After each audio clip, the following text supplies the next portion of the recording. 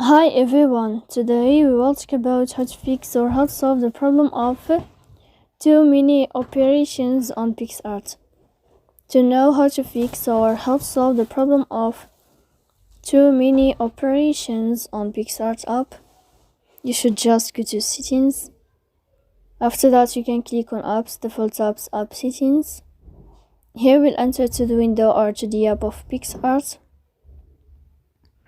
Then you can click on first stop and you can click OK. Here we'll enter to the window of storage. Then you can click clear cache. Don't click clear data because that can cause the errors or can delete your account. Here you can go to Play Store and you can update your app. So please don't forget to support us by like and subscribe. See you next time in another video, and thank you for your attention.